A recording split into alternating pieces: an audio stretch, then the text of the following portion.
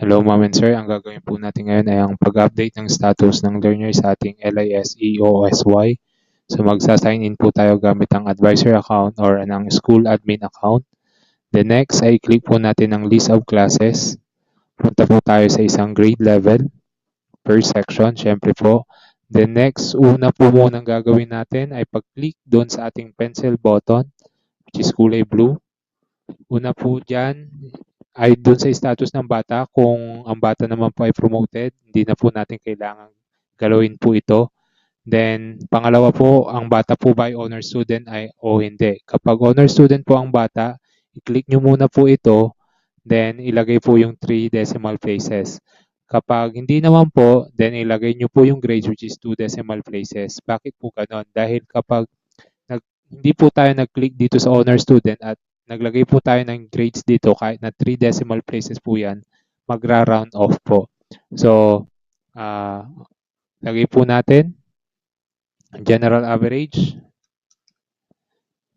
then update status. Kapag status updated na po dito sa ating remarks, close po natin. Then, click F5 para makita po ninyo yung grades po ng bata. The next example po natin ay yung transferred out. Kung transferred out naman po yung bata, ang pinaka-importante po dyan ay yung ating transferred out date, kung kailan po siya nag-transferred at kung ano po yung mga proof of transfer na kakailanganin ng bata. So, meron po ba tayong certification? Nakalagay po ba yan sa SF2? Yan, ang mga ipinas po natin sa ating DPO. So, date po natin, halimbawa, okay, then transfer remarks, lagay ko lang po dyan is certification from name ng school. Then next, kung public or private po yan, ang kailangan nyo lang po kapag private, i-encode nyo lang po yung full na pangalan po ng bata, or kung part lang po, maghahanap naman po kayo dyan kung ano po yung mga pangalan na nag-uumpisa sa Malasiki. Okay, so kapag Malasiki Catholic School, lalabas na po dyan. Kung public naman po, okay, is either pangalan pa rin po ng school or ng school code. So,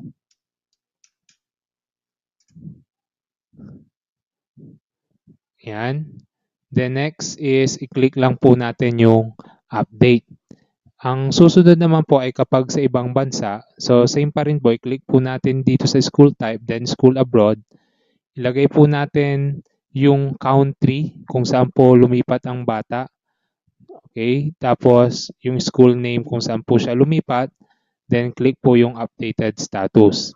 Then pagkatapos po ng remarks po dito na status updated, click nyo po yung close.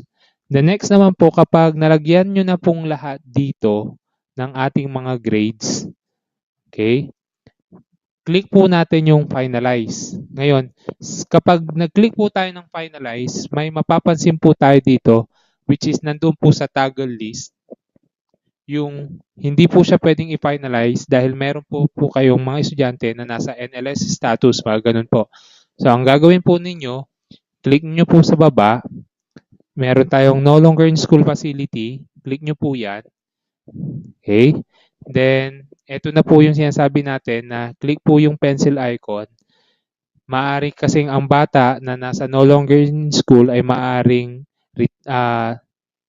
transferred out sa ibang bansa or sa private school or public school, or maaari naman po na drop yung bata.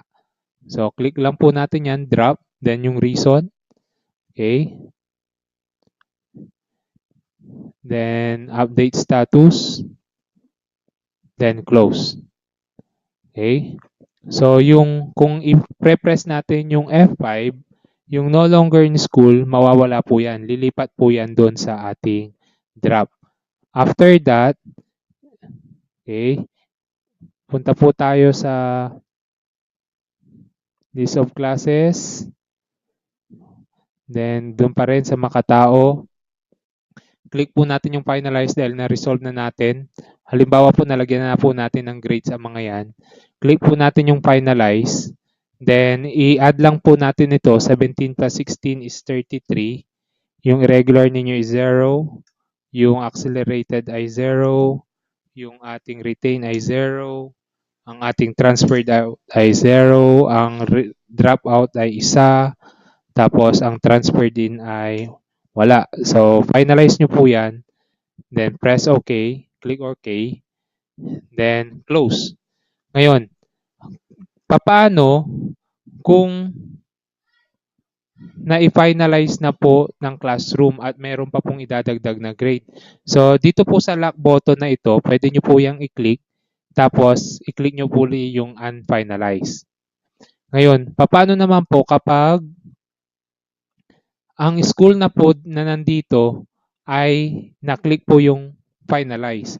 So, I suggest na makipagtulungan po kayo sa inyong DPO para may konsulta din po ito sa ating central office. Yun lamang po at maraming salamat.